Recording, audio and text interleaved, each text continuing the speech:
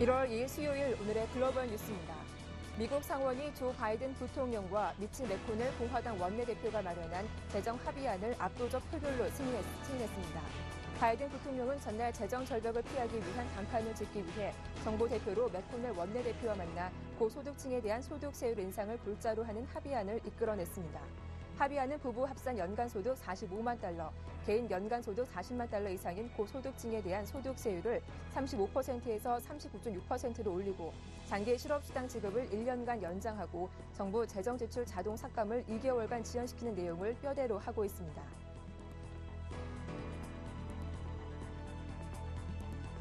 미국 상원이 가까스로 통과시킨 재정절벽 합의안에 대해 하원이 심사를 시작했습니다.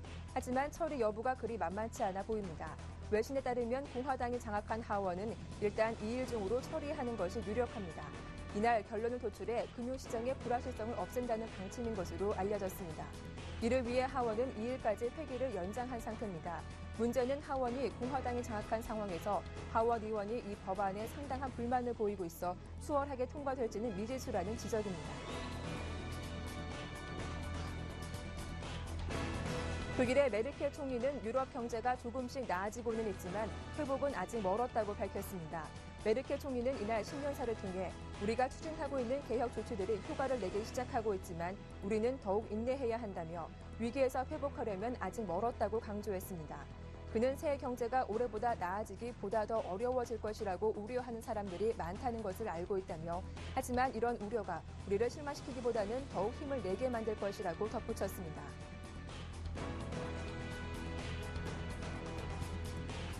프랑스와 올랑드 프랑스 대통령이 신년사를 통해 2013년에는 실업 해소에 중점을 둔 경제 정책을 펼쳐나가겠다고 밝혔습니다. 올랑드 대통령은 이를 위해 지방 출신의 청소년 미숙년 노동자 15만 명을 국가에서 지원하고 청년 고용 기업에 대한 지원을 통해 50만 명을 고용하도록 할 것이라고 밝혔습니다.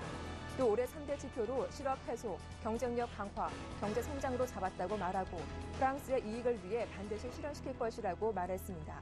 아울러 올해 프랑스의 재정 적자 규모를 국내 총생산 대비 3%대 낮출 방침이라고 덧붙였습니다.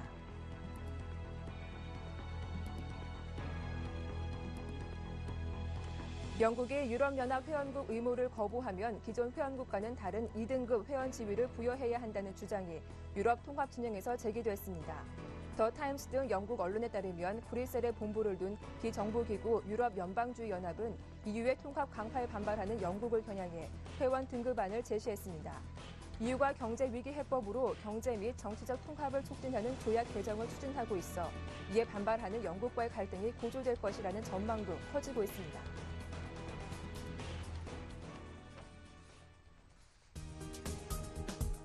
안녕하세요. 굿모닝 대박 예감 박미라입니다. 2013년 개사년 새해 첫 인사를 드립니다. 올해는 지혜, 풍요, 다산의 상징인 뱀의 해죠. 소망하신 계획들 모두 다 이루어지길 바라겠습니다. 자, 우리 증시가 폐장일로 쉬는 동안 뉴욕 증시는 2012년의 마지막 거래일을 기분 좋게 마감 지었습니다. 3대 지수가 1% 넘는 랠리를 보였는데요. 이로써 뉴욕 증시는 4년 연속 연간 상승세를 기록하기도 했습니다. 무엇보다 가슴을 졸이게 했던 재정절벽 합의안이 상원을 통과하면서 한숨을 돌리는 모습인데요. 합의안의 주요 내용과 남아있는 과제와 일정들 잠시 후에 살펴봐 드리겠습니다. 자세히 산뜻한 기본으로 굿모닝 대박 예감 1부 순서 지금 바로 출발합니다.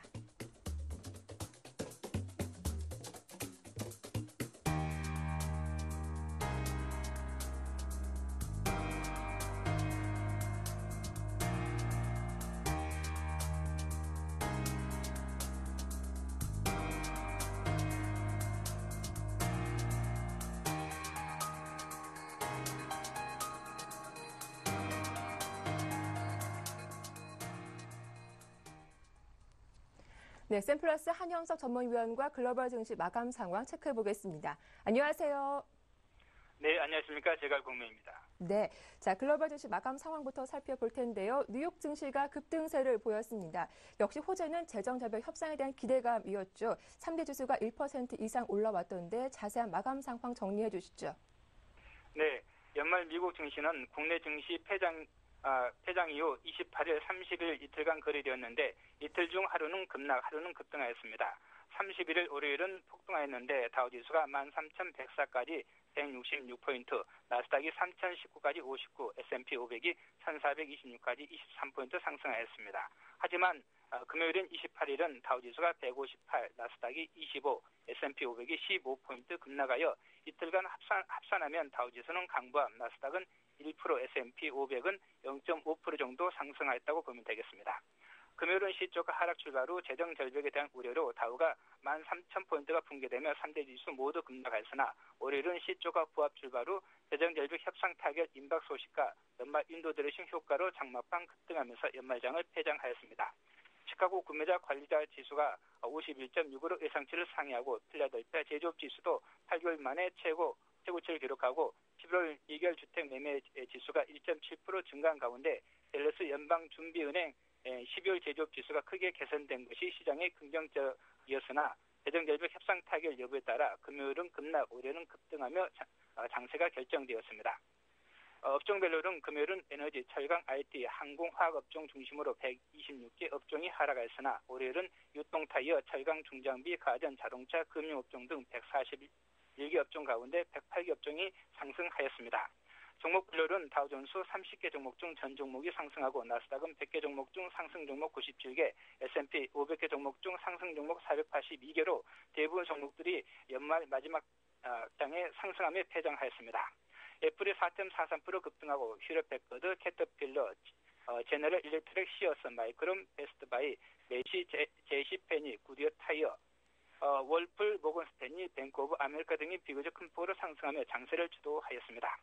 애플은 28일 12개월 내 최저치를 기록한 지 하루 만에 4.43% 급등하고 페이스북도 BMO가 투자 의견을 상향하면서 2.73% 상승하였으며 재정절벽 타결 기대감에 소매 유통 등 경기 민감주 중심으로 급등하였습니다.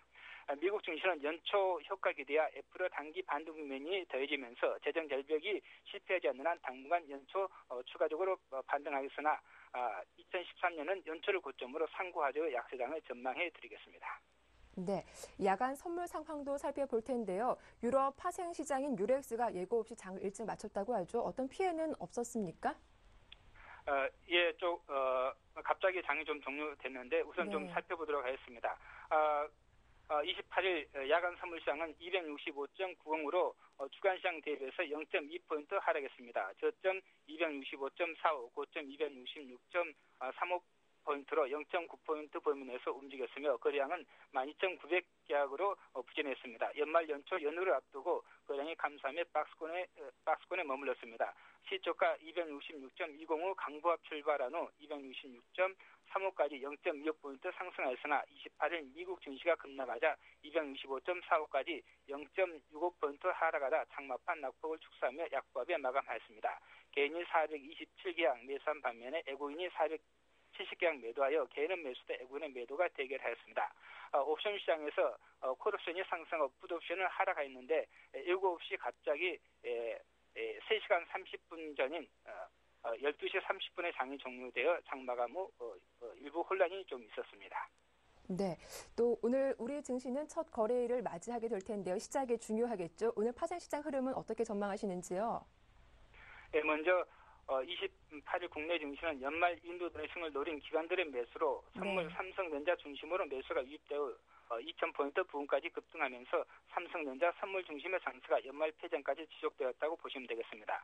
금일 시장은 미 증시의 상승으로 시초가 2,000포인트 이상에서 상승 출발한 후 재정절벽 타결 기대감과 연초 효과까지 가세하면서 2,010포인트 돌파 시도가 예상됩니다. 하지만 장중 미국의 재정절벽 협상이 하원을 통과해 완전 타결되지 않았고 돌발 악재가 출현한다면 상승 시도가 실패할 수 있음에 유의할 필요가 있습니다. 연초 효과로 상승 전망하며 장중 조정 시 매수 적절한 시점에 차익 신호를 제시합니다. 시초가 267포인트 전후 상승 출발 후 268포인트 부근을 고점으로 박스권이 전망됩니다. 종합지수 2010포인트, 선물지수 268포인트를 고점으로 최대 고점은 종합지수 2015, 선물지수 269포인트가 될 수 있으며 밀릴 경우에는 종합지수 1995, 선물지수 265.2포인트 지지가 중요한데 최대 저점은 선물지수 264포인트를 전망합니다. 상승 시 저항선은 종합지수 2015, 선물지수 269포인트, 하락 시 지지선은 종합지수 1990, 선물지수 264포인트가 될 수 있겠습니다. 금일 대응 전략으로는 상승 출발 후 조정 시 선물지수 266포인트 또는 267포인트에서 매수한 후 급등 시 268포인트 부근에서 차익 실현 또는 매도 타임을 잡으시면 되겠습니다. 손절가로는 선물 매도자는 이제 선물 269포인트, 선물 매수자는 선물 264포인트를 제시합니다. 옵션 매매 전략은 이온물 콜 매도 또는 양 매도로 프리미엄 감소 전략을 제시하겠습니다. 네. 끝으로 오늘 2013년의 첫 거래일을 앞두고 있는 만큼 올해 전망도 듣고 싶은데요. 미국의 이슈도 어느 정도 가라앉은 모습인데 국내 증시 올해 어떻게 예상하시는지요? 예, 먼저 해외 증시부터 좀 보도록 하겠습니다. 네. 글로벌 증시가 금년에는 상고 하저로 일본, 중국을 제외할 경우 대부분 약세를 전망하고 있습니다. 일본은 경기 부양 N 약세로 상반기 11,000에서 최대 13,000까지 반등이 가능하고 중국은 신정부 기대감으로 2,300에서 최대 2,500까지 반등 후 연간으로는 1,500이 붕괴될 수가 있겠습니다. 미국은 연초 고점으로 다우지수 10,000포인트, 나스닥 2,500포인트가 유입받을 수 있고 유럽, 아시아 포함한 대부분의 해외 증시가 경기 침체로 약세를 전망하고 있습니다. 두 번째 국제유가인데 국제유가는 경기 침체로 WTI, 브렌트, 두바이 등 단기적으로 20%, 중기적으로 50%까지 하락할 수 있겠습니다.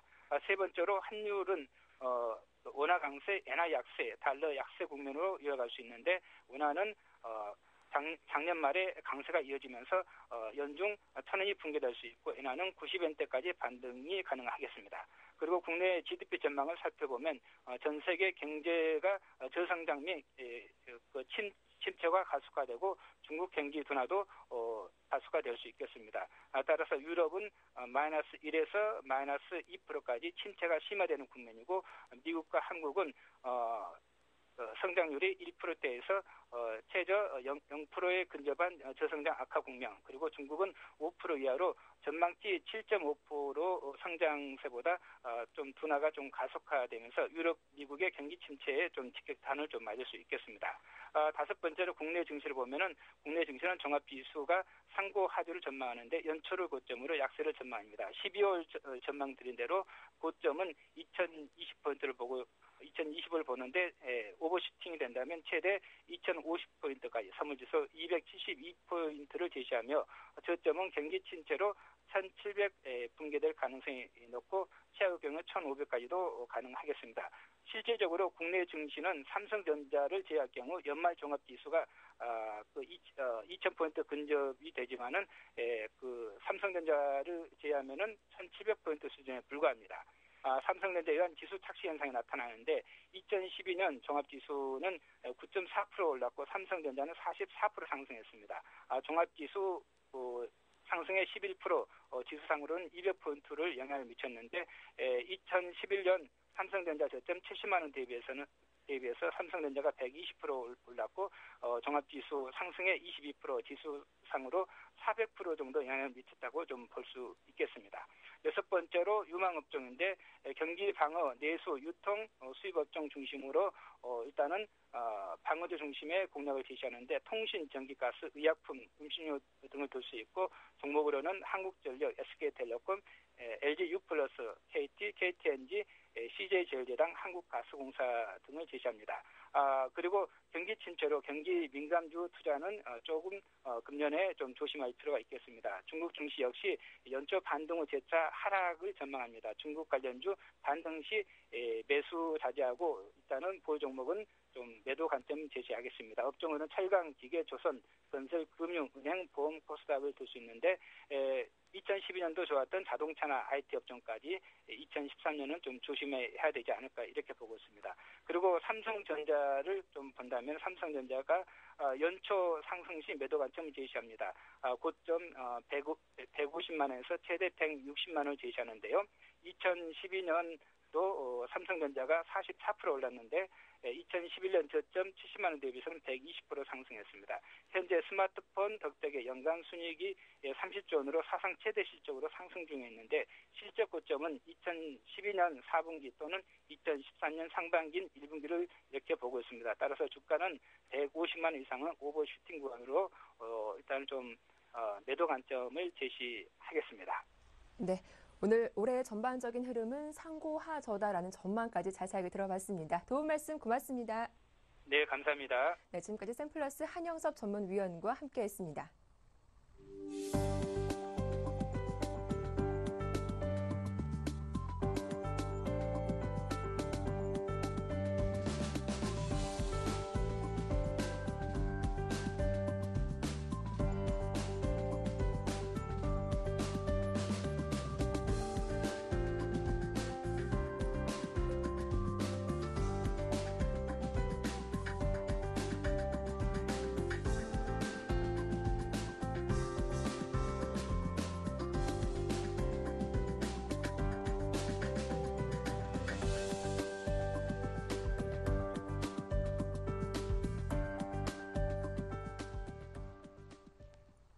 네, 글로벌 주요 이슈 레이크쇼어 인베스터스 이현민 이사와 함께 살펴보겠습니다. 안녕하세요. 안녕하십니까. 네, 자, 새해에도 역시 재정 절벽이 첫 번째 이슈로 다뤄지고 있군요. 가까스로 미 재정 절벽 합의안이 도출이 됐는데 상원에서 압도적인 표 차이로 통과가 됐습니다. 주요 골자 어떤 것들이 있을까요? 그렇습니다. 난상 끝에 네. 그나마 상원에서 표결 처리가 그 압도적인 표차로 찬성 표차로 가결이 됐습니다. 오늘 새해 첫 거래일인데요. 비교적 밝은 소식을 전해드려서 저도 기분이 상당히 좋은 그런 흐름입니다. 지난해 말일이었죠. 저녁 9시쯤 상원에서 표결 처리가 진행이 됐는데요. 찬성 89대, 반대 8표로 이 그 보충안으로 현재 나온 재정협상 합의안이 상원에서 표결이 됐습니다. 주요 골자는 부자 증세에 대해서 공화당이 특히 상원의 의원들이 민주당 안을 많이 받아들였다라고 볼 수가 있겠습니다. 부부 합산 45만 달러 이상, 그다음에 개인으로는 40만 달러 이상의 연소득 그 소득세율을 35%에서 39.6%로 올리는 이 내용에 대해서 합의를 했습니다. 또한 이렇게 본다면 1년 이상 장기 실업자 200만 명에 대한 그 실업급여도 유지가 된다라고 볼 수가 있겠고요. 연소득 45만 달러 이하의 가구에 대한 세금 감세 혜택, 이른바 부시 감세안은 기조적으로 그대로 유지키로 합의를 했습니다. 이 밖에 급여세의 2% 공제세율은 다시 원안대로 올라갔는데요. 4.2%에서 급여세는 6.2%로 현재 올라간 그런 흐름입니다. 이렇게 보면 민주당의 조 바이든 부통령이 공화당 상원 대표인 미치 매코넬 대표와 전화 통화를 가지면서 물꼬를 텄고 이번 합의안을 바이든 매코넬 법안이라고 애칭으로 이렇게 부르고 있는데요. 하원에서의 표결이 남아있기 때문에 점진적으로는 그 타결에 이르겠지만 네. 아직까지는 좀 진통이 좀 남아있다라고 볼 수가 있겠습니다. 네. 말씀하신 것처럼 아직 안심하기는 이르죠. 이 하원 표결이 남아있기 때문인데요. 이 합의안을 보니까 정부 지출 감축에 대한 부분이 좀 빠져 있더라고요. 그렇습니다. 이제 그 지난해 연말까지 이 부분을 합의를 해내야 됐기 때문에 추가적으로 좀 그 미팅을 추가적으로 가질 수 있는 시간적 여유가 없었다라고 볼 수가 있겠습니다. 그래서 미국의 부채 한도 상향과 연방정부 예산 합의는 조금 더 시간을 두고 1월과 2월에 다시 만나서 얘기를 하기로 했고요. 양당은 부자 증세의 기준세율의 내용, 기준안에 합의를 했다라고 볼 수가 있겠습니다. 지난번 존 베이너 하원 의장이 100만 달러 이상의 소득자에 한해서 증세를 허용하겠다라는 공화당 안을 내놨지만 공화당의 의원들이 이에 대해서 반발 기류가 크게 올라오면서 하원에서 표결을 올리지조차 못하는 그런 흐름이 나타났습니다. 네. 이렇게 본다면 상원 쪽의 내용을 하원 쪽에서 임시회기를 통해서 이를 표결하는 이런 수순이라고 볼 수가 있겠는데요.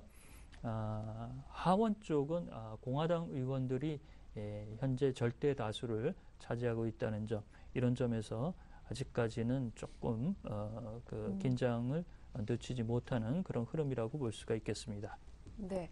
그렇다면 이번 민주당과 공화당의 합의로 재정 절벽 리스크 좀 사라졌다라고 볼 수 있을까요? 큰 네. 단추는 끼었다라고 볼 수가 있겠습니다. 하원 쪽에서 무난하게 진통이 있겠지만 통과될 것이라고 예측하는 관측자들도 있는 상태지만요.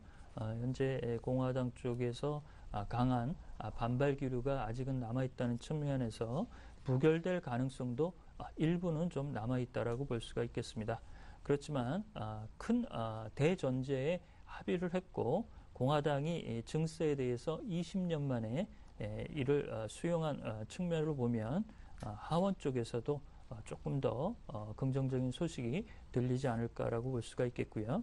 지난해 30일부터 올해 2일까지 임시회기를 연장했다는 측면에서 보면 늦어도 우리 시각으로 2일날 3일이 되겠죠. 3일에는 표결 처리의 윤곽을 저희가 목도할 수 있을 것으로 판단할 수가 있겠습니다. 네. 이렇게 부자 증세, 글로벌 증시 전반적인 화두가 되고 있는데 반면 프랑스 헌법재판소가 부자 증세 기준안이 위법이다라는 판결을 내렸다고 해요.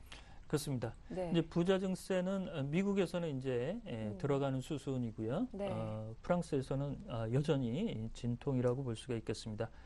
지난해 12월 28일 날 프랑스의 헌법재판소가 정부가 현재 추진하고 있는 부자 증세의 세율, 한계세율 75%에 대해서 위헌 판결을 내렸습니다. 이렇게 예비 판결이 만약에 확정 판결까지 유지될 경우에 올랑드 대통령의 이른바 부유세 방안에 대해서 걸림돌이 좀 있다라고 볼 수가 있겠는데요. 역사적으로 보면 1920년대 미국의 경우도 소득세율을 70% 이상으로 유지했던 전력이 있습니다. 그렇지만 세월이 많이 지났고 현재 특히 프랑스의 재계나 거부들은 이렇게 75%의 한계세율이 너무 높다라는 부분에 부정적 입장을 그대로 현재 유지하고 있는 상태입니다. 그렇지만 헌법재판소가 현재 위헌 판결을 내린 골자를 보면 개인에 대해서 75%의 한계세율을 부과하는 것보다 가구당 부과하는 이른바 미국식의 원안을 프랑스도 따르는 것이 좋지 않겠냐는 현재 의사를 밝히고 있어서 이를 가구당 부과하는 쪽으로 아마도 올랑드 대통령이 조금은 변화의 제스처가 나오지 않을까라고 볼 수가 있겠습니다. 네, 자 그럼 올랑드 대통령 개혁 기조에 걸림돌이 되는 것이 아닌가 이런 우려도 있을 텐데 어느 정도 영향이 있을까요? 이 개혁이 훼손되는 건 아닐지도 좀 궁금한데요. 지난번 이제 사르코지 대통령과 대통령 선거 캠페인 때도 부자 증세안을 들고 나왔고 이를 지지를 국민들이 해줬다는 측면에서 대통령이 현재 올라 있다라고 볼 수가 있겠습니다. 또한 내년도 예산안도 부자 증세를 현재 감안한 예산안이 이미 통과를 됐고요. 하원에서도 이미 이 부자 증세안이 지지를 받고 있는 상태입니다. 따라서 현재 헌법재판소에서 얘기하고 있는 개인당 한계세율 75%를 가구당 부과로 바꾸는 이런 제스처를 통해서라도 증세의 기조 자체를 그대로 유지한다라고 현재 판단을 할 수가 있겠고요. 특히 재정절벽 합의, 증세에 합의한 미국의 내용이 올랑드 대통령에게 커다란 현재 보탬이 될 수 있는 부분이라고 볼 수가 있겠습니다. 네, 이렇게 올랑드 대통령의 의지가 상당하다라는 걸 저희가 알 수 있었는데 그렇다면 부자 증세, 수정 세율도 곧 나올 수 있겠네요. 장마크 에로 총리가 이 헌법재판소의 예비 판정을 듣고 나서 코멘트가 나왔었는데요. 올해 말 전에 새로운 세 과세안을 내놔서 이른바 부자들에 대한 부유세 방안도 이를 손질하겠다라고 얘기를 하고 있습니다. 이렇게 보면 75%가 조금 떨어질 수도 있는 여지도 있는 것으로 보입니다만 기조 자체는 부유세를 그대로 가져간다라고 볼 수가 있겠고요. 지난번 독일의 헌재에서도 유로 안정화 기구에 대해서 출범이 위헌 판결이 있다라고 얘기했지만 조건부로 합헌 판결을 내린 바가 있습니다. 이렇게 본다면 프랑스의 헌법재판소도 개인에 부과하는 세율보다는 가구당 부과로 관철시킬 수 있는 부분에 정부가 융통성을 발휘한다면 합헌이 나올 수 있는 가능성도 매우 높다라고 점칠 수가 있겠습니다. 네. 끝으로 2013년 올해 글로벌 증시에서 가장 핫한 이슈로 떠오를 키워드 어떤 것이 있는지 미리 한번 의견 들어볼게요. 네. 뭐 두 가지 정도를 네. 제시해 드리고 싶은데요. 먼저 첫 번째 키워드는 이른바 저성장 경제라는 내용을 좀 말씀을 드리고 싶습니다. 네. Low Growth Economy라고 말씀을 드릴 수가 있겠고, 두 번째는 imbalance라는 불균형을 말씀을 드릴 수가 있겠습니다. 첫 번째 저성장 경제는 2008년 미국의 서프라임 모기지 사태 이후 특히 세계 경제 성장률이 현재 3% 내외 수준에서 현재 이어지고 있고요. 올해 이후의 경제 성장률, 특히 유로존의 내용들도 가까스로 제로 성장 정도를 현재 점치고 있는 상태입니다. 이렇게 본다면 전반적으로 세계 경제가 저성장 국면에서 현재 벗어나지 못하고 있다라고 볼 수가 있겠고, 특히 2015년 이후부터 중국의 생산 가능 인구가 줄어들게 됨으로써 이런 저성장 경제의 디플레이션 우려까지도 현재 있다라고 볼 수가 있겠고요. 불균형에서는 소득과 그다음에 교육, 유동성에서 현재 불균형이 격차가 많이 나오고 있는 점을 들 수가 있겠습니다.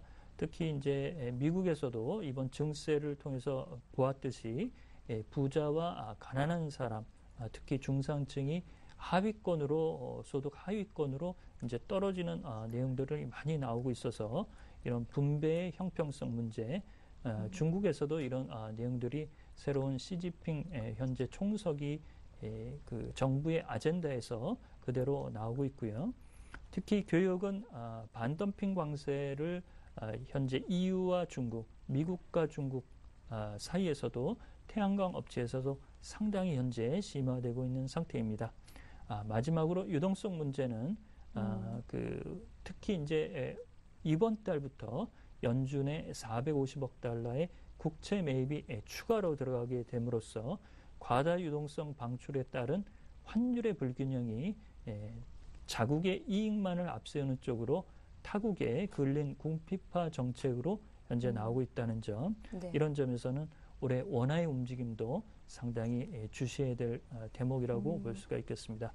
이렇게 본다면 저성장 경제의 불균형을 어떻게 잘 극복해내느냐가 세계 경제와 특히 우리나라 경제뿐만 아니라 국내 증시에도 매우 기묘한 과제라고 볼 수가 있겠습니다. 네. 뭐 저성장 경제나 불균형 두 단어 모두 반갑지만은 않죠. 하지만 이를 어떻게 잘 해결해 나가는지 저희와 함께 또 확인을 해보시면 좋겠습니다. 지금까지 레이크쇼어 인베스터스 이현민 이사와 함께했습니다. 도움 말씀 고맙습니다.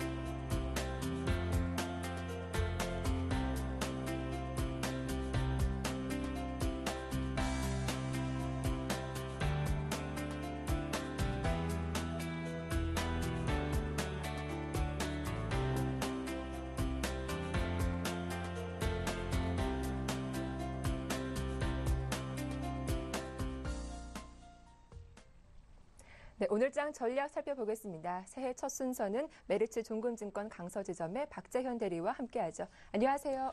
안녕하십니까.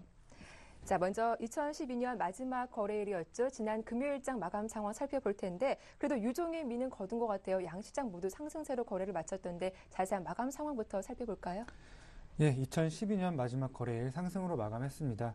일단 한산한 거래 속에서 기관의 순매수에 힘입어서 9.7% 오른 1997.05포인트로 마감했는데요.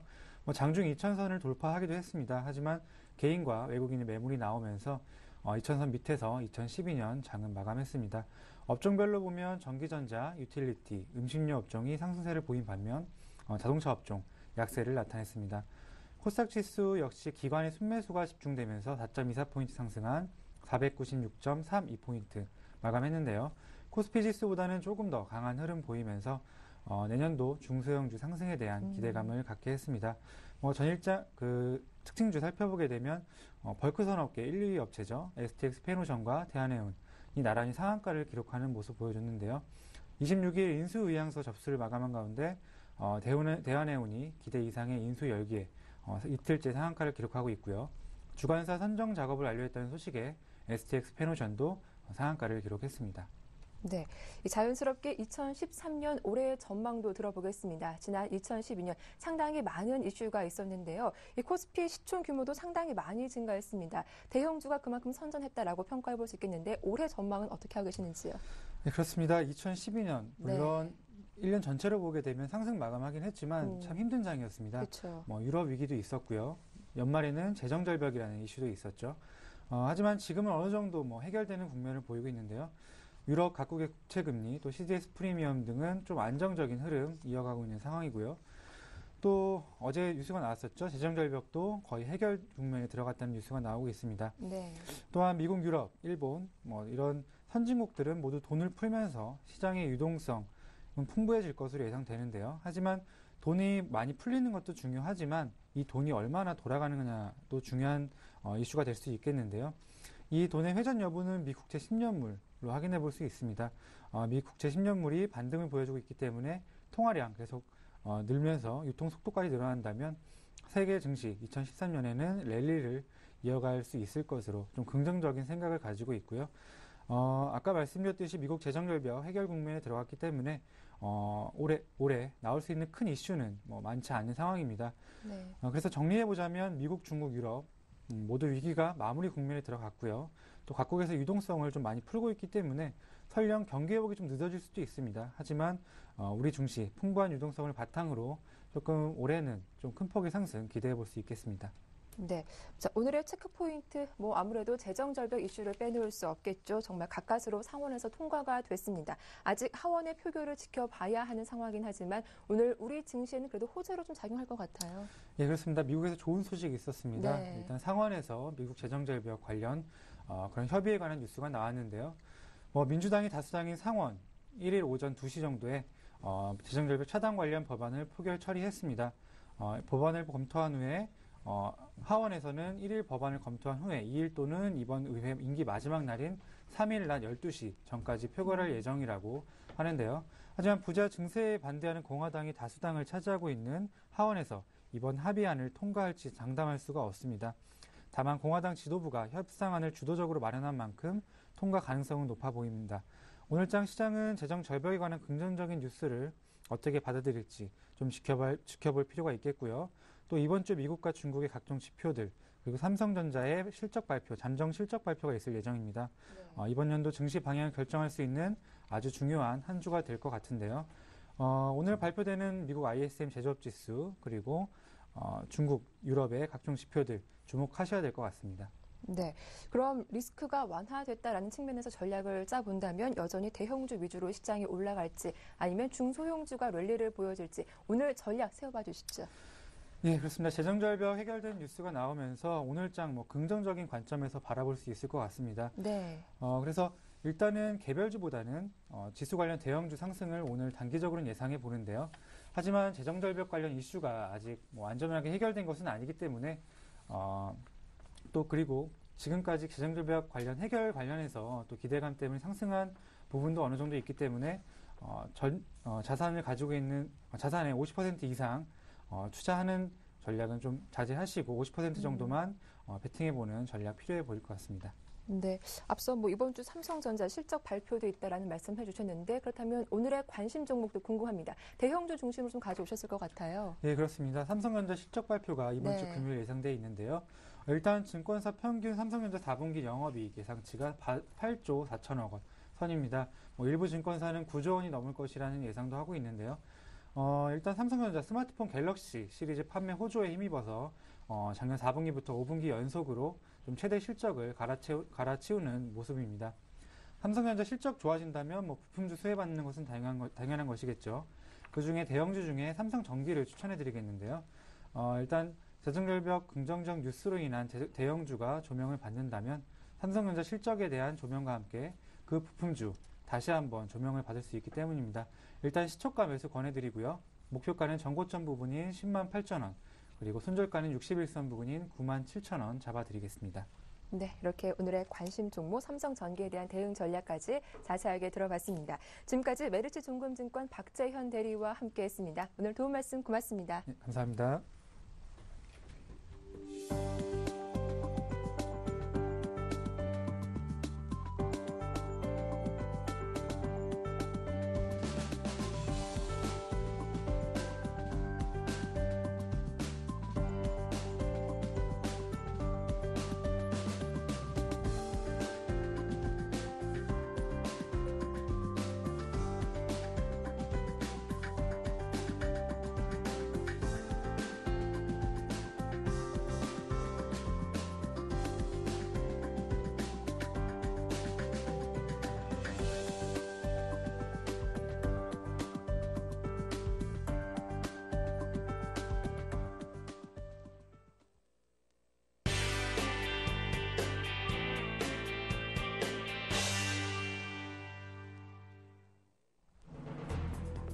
계산년 새해엔 우리나라의 수출입이 모두 완만하게 증가할 것이란 긍정적인 전망이 나왔습니다. 주식경제부는 올해 수출액이 5,705억 달러로 작년보다 4.1% 증가, 수입액은 5,455억 달러로 전년보다 5% 상승할 것으로 예상했습니다. 정부안보다 7천억 원 이상 늘어난 보육, 양육 예산이 이를 국회를 통과함에 따라 소득에 상관없이 만 0세에서 5세 아이를 둔 모든 가정은 3월부터 현금 양육 보조금 또는 보육비 가운데 적어도 하나는 지원을 받게 됩니다. 2012년 한 해 동안 상호저축은행의 1년 만기 예금금리가 1%포인트 가까이 급락한 것으로 나타났습니다. 이를 저축은행 중앙회에 따르면 93개 저축은행 1년 만기 예금금리 평균은 3.55%를 기록했습니다. 이는 전년 동기 대비 0.97%포인트 하락한 수치입니다. SK그룹이 세계적인 경기 침체에도 불구하고 창사 이후 처음으로 600억 달러 규모의 수출 실적을 올렸습니다. 이는 지난해 우리나라 전체 수출액의 10%가 넘는 수치입니다.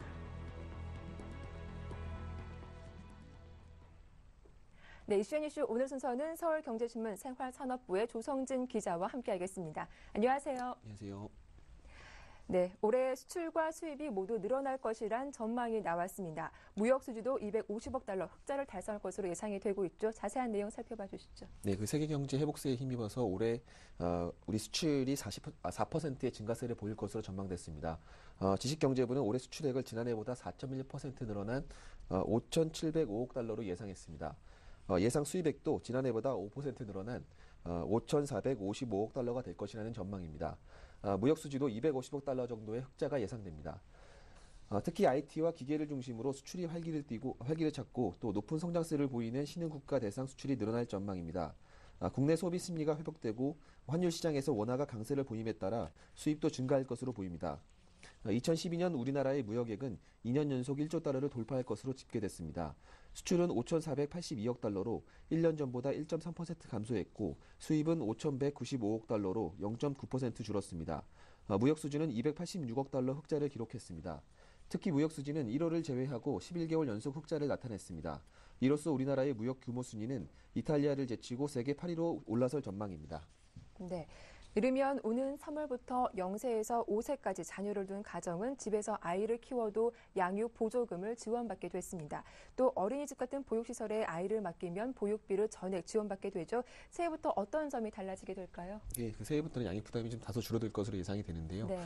당초 정부안보다 7천억 원 이상 늘어난 보육 양육 예산이 이를 국회를 통과함에 따라서 소득에 상관없이 만 0세에서 5세 아이를 둔 모든 가정은 이르면 3월부터 그 현금 양육 보조금 또는 보육비 가운데 적어도 하나는 지원받게 됐습니다. 이에 따라 양육 보조금은 보육시설을 이용하든 하지 않든 상관없이 0세는 20만 원, 1세는 15만 원, 그리고 2세는 10만 원씩 양육 보조금이 지급될 전망입니다. 올해 지원 대상은 70만에서 80만 명 가량입니다. 지난해 약 11만 명보다 대폭 확대된 것입니다. 지난해는 만 3에서 4세 가정은 소득 하위 70%만 보육비를 지원받았고 보육시설을 이용하지 않을 때는 양육보조금 등 별도 지원도 없었습니다. 아울러 올해 만 3에서 5세는 모두 표준교육 보육 프로그램인 누리과정 대상으로서 무상 교육 지원을 받습니다. 아이를 보육기관에 보낸 부모는 22만 원의 바우처를 받아 보육비 전액을 해결할 수 있습니다. 만 3에서 5세를 보육기관에 맡기지 않는 경우도 일괄적으로 10만 원을 받습니다. 작년에는 만 5세는 누리과정 대상으로 모든 가정에 전액 보육비가 지원됐지만 만 3에서 4세 가정은 소득 하위 70%만 보육비를 받을 수 있었습니다. 보건복지부는 확정된 예산을 바탕으로 구체적인 보육과 양육비 지원 계획을 짜서 이르면 오는 3월부터 지원책을 시행할 계획입니다. 복지부의 한 관계자는 확정된 예산을 바탕으로 구체적 보육, 양육비 지원 계획을 짜고 준비를 서두르면 올해 3월부터 시행할 수 있을 것이라고 설명했습니다. 네, 다음 소식입니다. 작년 저축은행 예금 금리가 1년 사이 1%포인트나 떨어졌습니다. 저축은행은 금리가 높은 것이 강점인데 시중은행 금리와 격차도 역대 최저 수준을 기록하고 있다고 하죠. 1월 중 추가 퇴출 소문으로 저축은행 업계는 전전긍긍하고 있다고요. 네, 2012년 한 해 동안 상호저축은행의 1년 만기 예금 금리가 1%포인트 급락했습니다. 지난 8월 7일 4% 아래로 떨어진 지 4개월여 만에 3.5%의 벽도 깨질 것으로 예상이 됩니다. 1일 저축은행 중앙회가 공시한 93개 저축은행 1년 만기 예금금리 평균은 3.55%로 지난해 1월 1일 4.52%보다 0.97%포인트 떨어졌습니다. 저축은행 예금금리는 지난 8월 7일 역대 처음으로 3%대를 기록한 이후 매월 약 0.1%포인트씩 내려갔습니다. 올해도 비슷한 추세가 이어질 가능성이 커 보여 이달 중 3% 초반으로 주저앉을 수도 있다는 전망이 나옵니다. 대출금리보다 수신금리가 더욱 빠른 속도로 내려가 대출금리에서 예금금리를 뺀 예대금리 차는 점점 벌어지는 추세입니다. 한국은행이 집계한 신규 취급액 기준 저축은행의 일반 대출금리와 1년 만기 정기 예금금리 차이를 보면 2001년 1월 10.52%포인트 이후로 꾸준히 두 자릿수를 기록했습니다. 특히 지난해 들어서는 1월 12.41%포인트로 역대 최대 격차를 벌렸습니다. 이후 6월 11.45%포인트, 7월 11.23%포인트, 8월 11.49%포인트, 9월 11.43포인트, 그리고 11월엔 11.35%포인트 등 하반기 중 11에서 12%포인트대를 유지했습니다. 반면에 시중은행 예금금리와의 격차는 빠르게 줄어들고 있습니다. 지난해 11월 기준 저축은행 1년 만기 예금금리와 시중은행 저축성 수신금리 차이는 0.7%포인트로 역대 최저 수준을 기록했습니다. 관련 통계를 집계한 이래 두 금리차가 0.7%포인트 미만으로 좁혀진 적은 없었습니다. 저축은행 예금금리가 시중은행과 비교해도 가파르게 떨어진 탓에 고객들이 저축은행에 돈을 맡길 유인은 사라져서 수신액은 급감했습니다. 지난해 9월 말 기준으로 전국 저축은행 수신액은 4조 4,831억 3천만 원으로 지난해 말 5조 2,286억 4천만 원보다 14.3%가 줄었습니다. 올해도 저축은행 접계의 전망은 그리 밝지 않다는 게 업계의 지배적인 의견입니다. 네, 다음 소식입니다. SK그룹이 작년 수출 600억 달러를 달성했습니다. 국가 전체 수출액의 10%에 이르는 수준이라고 하죠. 관련 내용 자세하게 들어보겠습니다. 네, SK그룹이 창사 이래로 최대 규모의 수출 실적을 올렸습니다. SK는 SK이노베이션, SK에너지, SK 종합화학, SK 루브리리컨츠, SK케미칼, SKC 그리고 SK하이닉스 등 제조 부문의 작년 연간 수출액을 잠정 집계한 결과 600억 원, 하나로 64조 2천억 원이 넘었다고 이를 밝혔습니다. 수출 비중은 74%에 달한다고 SK는 설명했습니다. SK의 2011년 수출액은 450억 달러로 수출 비중은 67.2%였습니다. SK의 작년 수출액은 우리나라 전체 수출액 5,950억 달러의 10%가 넘습니다. SK이노베이션과 SK에너지, SK종합화학, SK루브리컨츠 등 3개 자회사는 석유 제품 수출 확대와 해외 석유 개발 등을 통해 작년 53조 원이 넘는 수출 실적을 거뒀습니다. SK케미칼과 SKC 등 화학계열은 고부가가치 석유 화학 제품과 PET 필름 등에 힘입어서 1조 3천억 원을 기록했습니다. SK하이닉스는 반도체 경기 부진에도 전년과 비슷한 규모로 선방했습니다. SK는 올해 모바일 수요가 증가하고 마이크론, 엘피다 합병이 완료되면 메모리 수급 부분에서도 긍정적인 효과가 나타날 것으로 기대했습니다. SK그룹 관계자는 올해 창사 60주년을 맞아 의미가 크다면서 유례없는 글로벌 경기 침체로 우리나라 수출 증가세가 위축되고 있지만 휘발유, 경유 등 석유 제품과 고부가가치 유화 제품 등을 앞세워 올해도 호조세를 이어갈 것이라고 전망했습니다. 네. 끝으로 오늘의 주요 일정 들어보겠습니다. 어떤 일정들이 있을까요? 네, 그 한국은행은 오늘 그 2012년 제23차 금통위 의사록을 발표하고요. 공정위는 한국 SMC 공화 불공정 하도급 거래 심의 결과를 발표합니다. 금융위는 한국거래소 개장식을 개최하고 금감원은 중소기업 대출금리 비교 공시 및 대출 관련 일부 수수료 폐지 제도를 밝힙니다. 네, 지금까지 이슈앤이슈 서울경제신문 생활산업부의 조성진 기자와 함께했습니다. 도움 말씀 고맙습니다. 네, 감사합니다.